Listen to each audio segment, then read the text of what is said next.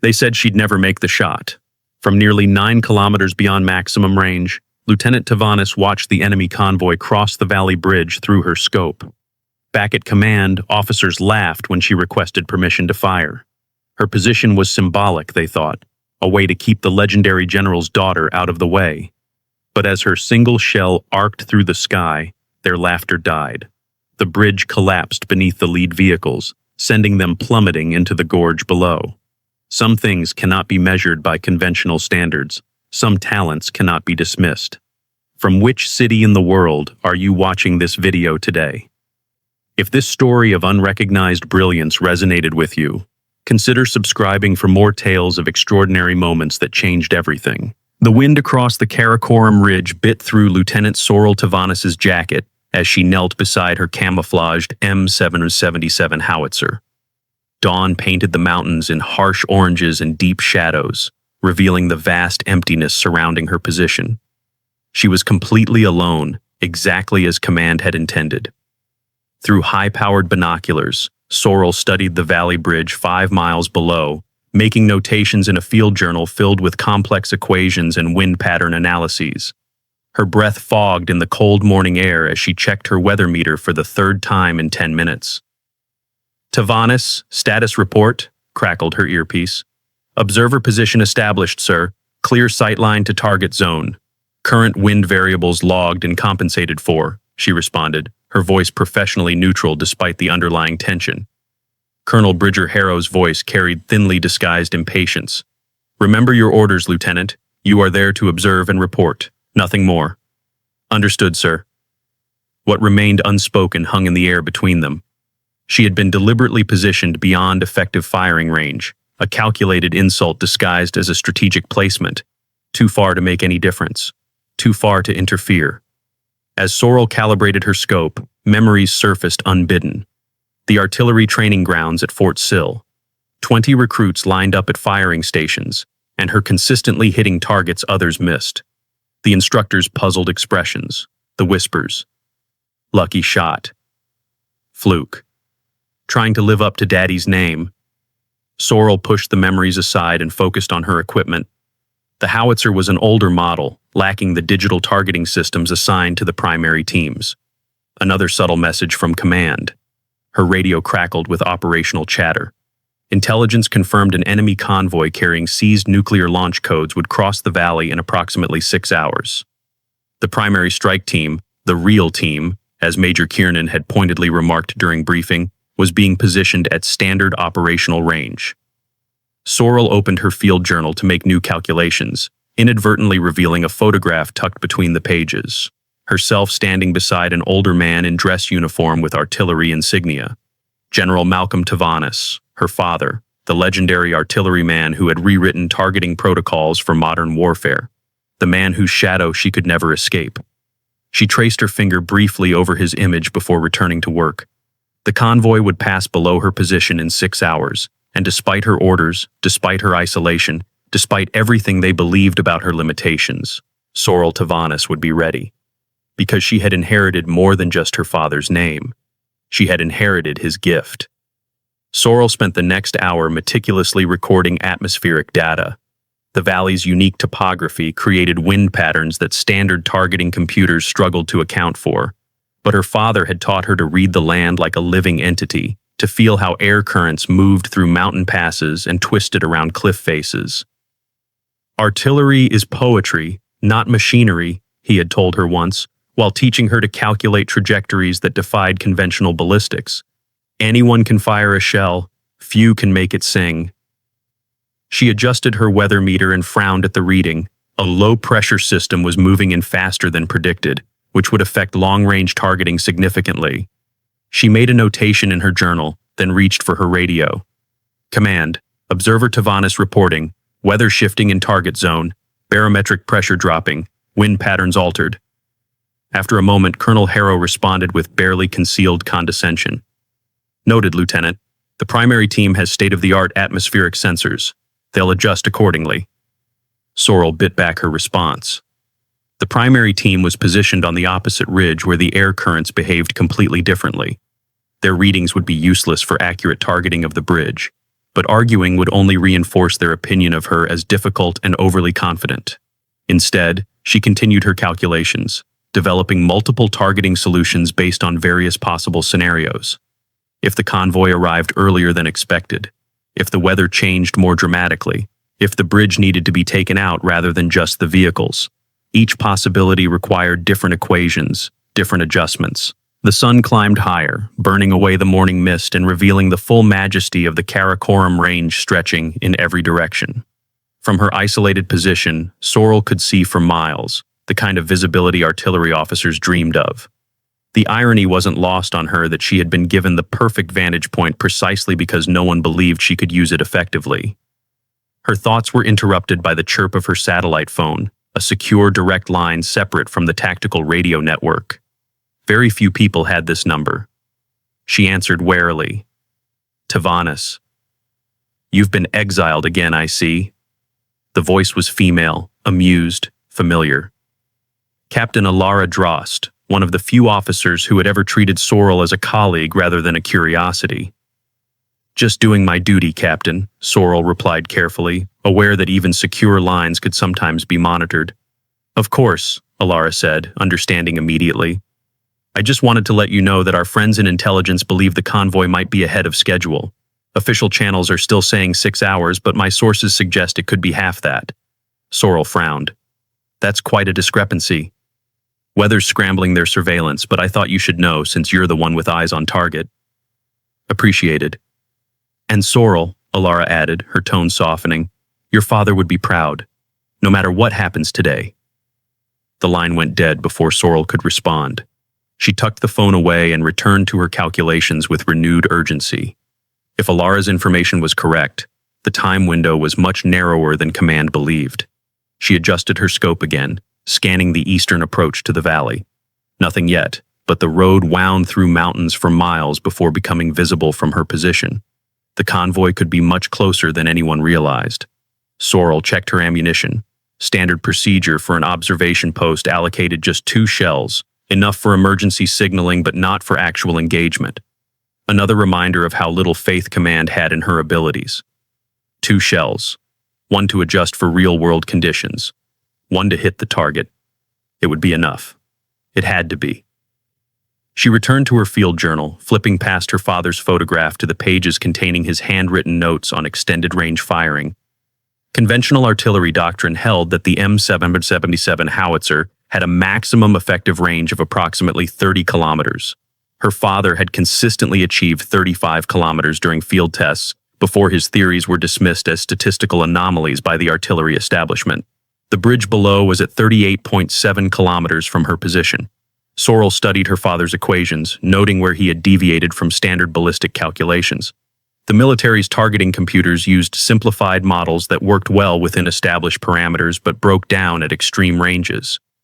Her father had developed more complex formulas that accounted for the curvature of the Earth, minute atmospheric variations, and the shell's changing aerodynamics as it approached the limits of its trajectory.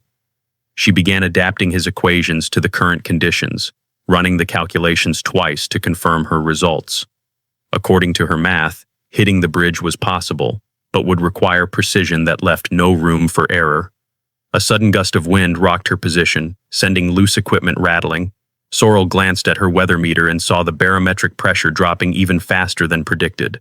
The storm was accelerating, which would only complicate matters if the convoy arrived early. She adjusted her communications headset and checked the time. 5 hours remained until the convoy's officially predicted arrival, but if Alara's intelligence was correct, it could be much sooner.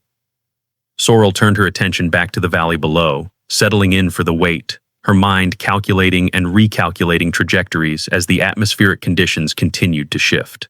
Around her, the mountains stood silent, ancient witnesses to the invisible battle of wills taking place between a lone lieutenant and the command structure that had underestimated her.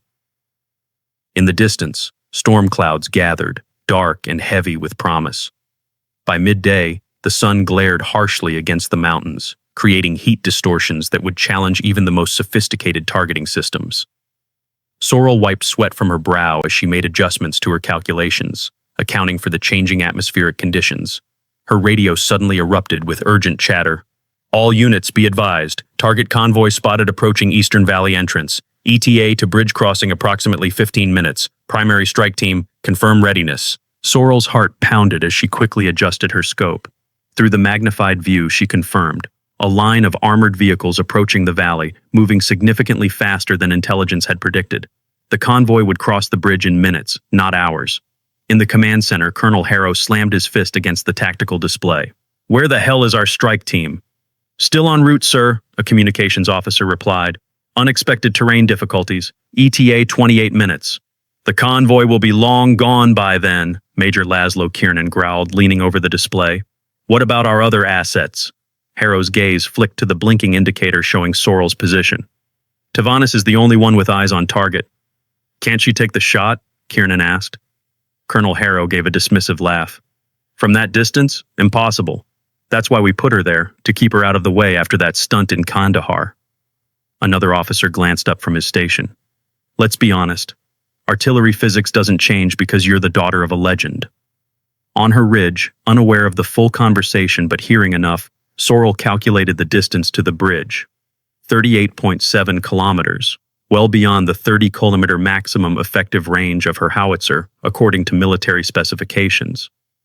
But military specifications assumed standard calculations. Her father had taught her differently. "Artillery isn't just mathematics," he'd said during their last conversation before his death. "It's intuition. It's understanding how the earth breathes." Through her scope, Sorrel watched the convoy reach the bridge. The lead vehicle bore distinctive markings indicating high-value targets. She keyed her radio. "Command, convoy crossing bridge now. Lead vehicle confirms prime targets present." "Acknowledged," came Colonel Harrow's tense reply. "Primary team ETA 25 minutes. Maintain position and continue observation." Sorrel's hand hovered over the firing mechanism as she watched the convoy slowly crossing the bridge. The valley's unique topography created an unusual wind pattern, one that most ballistics computers wouldn't account for, but that she had been tracking since dawn. She made her decision. "Command, I have solution for bridge structural collapse, requesting permission to fire." The response was immediate and dismissive. Laughter crackled through her earpiece before Major Kiernan's voice cut in. "Tavanis, that's nearly 9 kilometers beyond maximum effective range. You're wasting ammunition and giving away our position." Colonel Harrow's voice followed, hard and final. "Lieutenant, stand down. That's an order." Sorrel watched through her scope as the convoy continued across the bridge. The window was closing. In 15 seconds, the lead vehicles would reach the other side, and the opportunity would be lost. She thought of her father's last words to her. "Trust what you know, not what they tell you is possible." "With respect, sir," she replied clearly. "I cannot comply. Target window closing in 50 seconds. She made final adjustments, factoring in a sudden gust of wind that others might have missed. A deep breath centered her as she aligned the shot. Sorrel fired a single shell.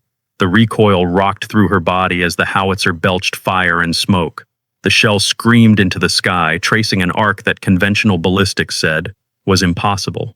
She watched through her scope, counting the seconds, calculating the trajectory in real time against her predictions. In the command center, all eyes fixed on the drone feed showing the bridge and the shell's projected path. Colonel Harrow's face had hardened into a mask of anger. Major Kiernan was already preparing the paperwork for her court-martial. The room fell silent as they watched what they expected to be a catastrophic miss, a career-ending failure for the general's daughter who couldn't accept her limitations. The shell descended toward the valley, its shadow a tiny dark speck against the landscape. Sorrel held her breath, her calculations running through her mind. 3 variables would determine success: the wind shear at 20,000 feet, the bridge's structural weak point, and the exact moment of detonation. She had accounted for all 3. The shell struck the central support pillar of the bridge with surgical precision. For a split second, nothing happened. Then hairline fractures spread through the concrete like lightning, following the stress patterns Sorrel had identified in her structural analysis. In the command center, disbelief rippled through the officers as they watched the bridge shudder, then collapse in a cascade of concrete and steel. The lead vehicles carrying the nuclear launch codes and high-ranking enemy officers plunged into the gorge below.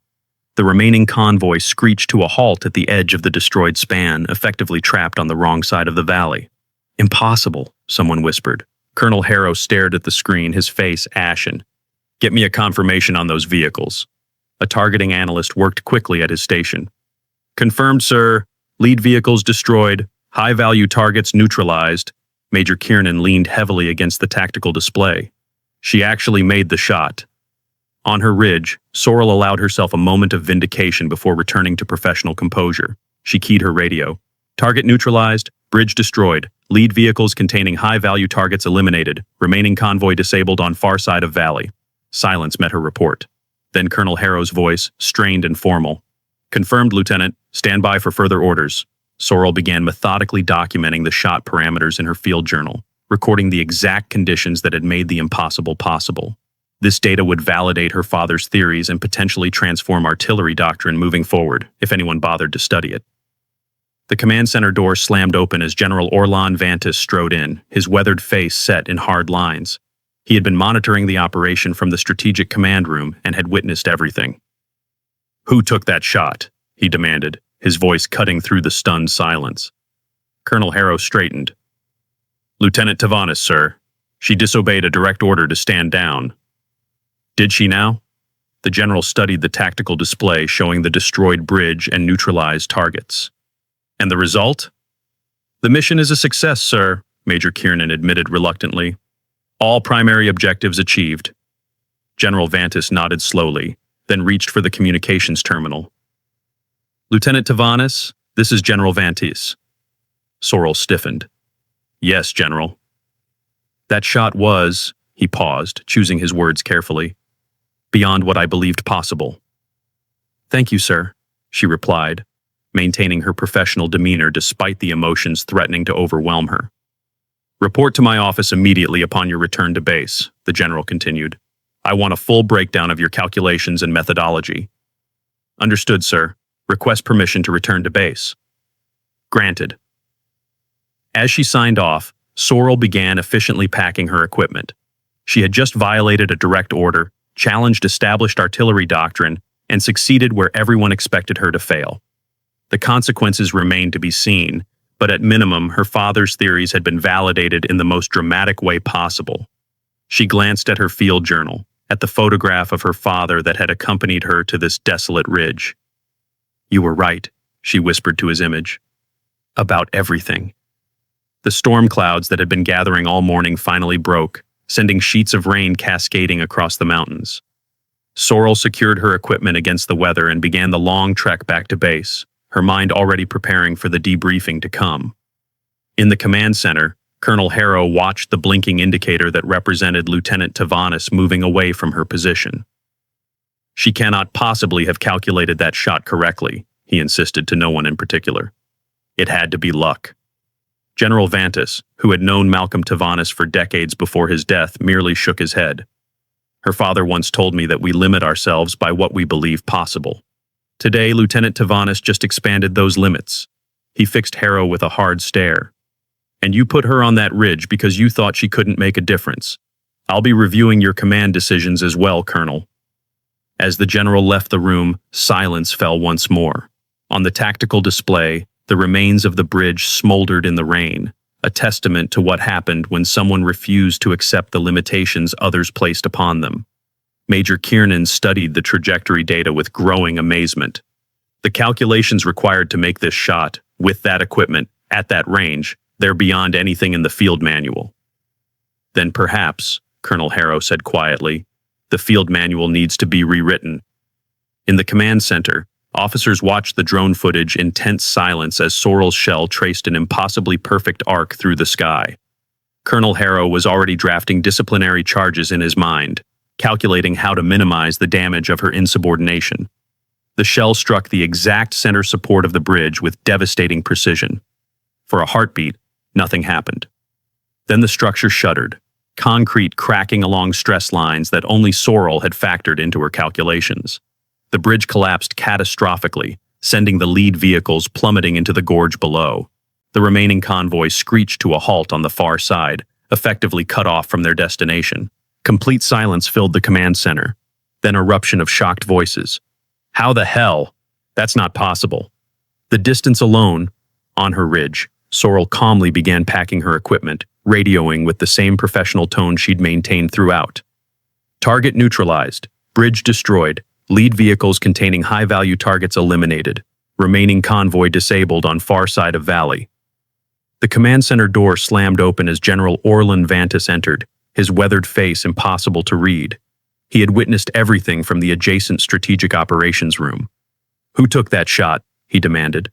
When told it was Lieutenant Tavanis, he turned slowly to Colonel Harrow. "The same Tavanis you've had observing from the sidelines for 2 years?" Harrow couldn't meet his gaze. The general picked up the radio himself. "Lieutenant Tavanis, this is General Vantis." He paused, choosing his words carefully. "That shot was beyond what I believed possible." "Thank you, sir," came Sorrel's steady reply. "Request permission to return to base." "Granted. And Lieutenant, report directly to me upon arrival." As Sorrel dismantled her position, she opened her journal one last time. The photograph showed her with her father, General Malcolm Tavanis, whose unorthodox theories about long-range ballistics had been dismissed by the artillery establishment until his death 3 years ago. Beside the photo was a page of his handwritten equations, nearly identical to her own. "You were right, Dad," she whispered. 3 hours later, Sorrel stood at rigid attention in General Vantis's office, her field journal tucked under her arm. The general studied her from behind his desk, his expression unreadable. "Lieutenant Tavanis, you directly disobeyed a superior officer's order today." "Yes, sir." "You risked exposing our position to enemy forces." "Yes, sir." "You fired a shot that, according to every artillery manual in existence, was impossible to make." Sorrel hesitated. "With respect, sir, the manuals are wrong." A flicker of something that might have been amusement crossed the general's face. "Explain." Sorrel placed her field journal on his desk, opening it to the pages containing her calculations. "Standard ballistics equations fail to account for several critical variables at extreme ranges, sir. Earth curvature effects become significant beyond 30 kilometers. Coriolis force varies with latitude and firing direction. Shell aerodynamics change as velocity decreases." The general leaned forward, examining her notations. "These aren't standard formulas." "No, sir. They're based on my father's work." "Work that was dismissed by the Artillery Review Board 4 years ago." "Yes, sir. Incorrectly dismissed." General Vantis sat back, studying her. "Your father and I served together for 20 years, Lieutenant. He was brilliant, unconventional, and frequently right when everyone else was wrong." He tapped her journal. "But even he never attempted a shot at the range you fired today." "He calculated it was possible, sir. He just never had the opportunity to prove it." The general nodded slowly. "Well, you've certainly provided that proof today. The targeting data has already been analyzed by our ballistics team. They're still trying to understand how you did it." He stood and walked to the window, looking out over the base. Colonel Harrow recommended court-martial proceedings for insubordination. Sorrel remained at attention, her expression unchanged. She had expected nothing less. "I denied his request," the general continued. "It's difficult to court-martial an officer for disobeying an order when the result saved the entire operation." He turned back to her. 3 weeks from now, the Distinguished Artillery Service Medal will be awarded for today's action. You will attend the ceremony. Is that clear, Lieutenant?" "Yes, sir. Thank you, sir." "Don't thank me yet. I'm also assigning you to lead a special project. The Artillery Doctrine Review Committee needs someone to rewrite the long-range targeting protocols, someone who understands the mathematics and has field experience demonstrating their effectiveness." Sorrel blinked, the only break in her professional composure. "Sir?" "Your father tried to change artillery doctrine from within the system. He failed because theory without demonstration rarely convinces the old guard. You've provided that demonstration in the most dramatic way possible." He smiled slightly. "Sometimes it's easier to ask forgiveness than permission, Lieutenant." "Yes, sir." Dismissed. 3 weeks later, Sorrel stood at attention in dress uniform as General Vantis pinned a Distinguished Service Medal to her chest. The ceremony had drawn an unusual crowd, including several skeptical officers who had demanded to see the trajectory data for themselves. "Lieutenant Tavanis didn't just save the operation," Vantis addressed the assembled officers. "She redefined what we thought possible in field artillery. The shot she made has been analyzed by our ballistics experts who still can't fully explain how she calculated it correctly. After the ceremony, Colonel Harrow approached her awkwardly. The man who had systematically sidelined her career now couldn't quite meet her eyes. "Your father would be proud," he said finally. "I should have recognized your ability sooner." Sorrel regarded him steadily. "My father taught me that artillery isn't about firepower. It's about mathematics, physics, and intuition. Gender and legacy are irrelevant." "We'll be implementing your targeting protocols across all artillery units," he added, the admission clearly difficult for him. "Your father's work, your work, it changes everything." The following month saw Sorrel's rapid promotion to captain as she led the Artillery Doctrine Review Committee. Her field journal became the foundation for a new targeting manual, incorporating her father's theories and her own refinements. The equations that had once been dismissed as theoretical impossibilities were now standard training for advanced artillery units. One afternoon, 6 months after the bridge incident, Sorrel found herself addressing a room full of artillery instructors at Fort Sill, the same training ground where she had once been marginalized. "The fundamentals of ballistics haven't changed," she told them, standing before a tactical display showing her famous shot. "What's changed is our understanding of how those fundamentals behave at extreme ranges and under complex atmospheric conditions." One of the older instructors raised his hand. "With all due respect, Captain, these calculations are beyond what most artillery officers can perform in field conditions. That's why we're developing new targeting systems incorporating these equations," Sorrel replied. "But understanding the principles matters. When technology fails, when conditions change unexpectedly, an artillery officer who comprehends the underlying physics can adapt. Those who merely follow procedures cannot." After the training session, Major Kiernan, recently assigned to the artillery school, approached her. "You've turned everything upside down, you know. Some of the old guard are still resisting." "Let them resist," Sorrel said, gathering her materials. "The results speak for themselves." "They do indeed. General Vantis is forming a new long-range artillery unit. Specialized equipment, unconventional tactics. He wants you to command it." Sorrel looked up, surprised. "Me? I've only been a captain for 6 months." "Which is why you'll be promoted to major first," Kiernan said with a slight smile. "Apparently breaking all the rules gets rewarded when you're right." 1 year later, Major Sorrel Tavanis stood before a classroom of young artillery recruits, both men and women. On the wall behind her was a tactical map showing her famous shot, now used as a training example in what had been dubbed the Tavanis method.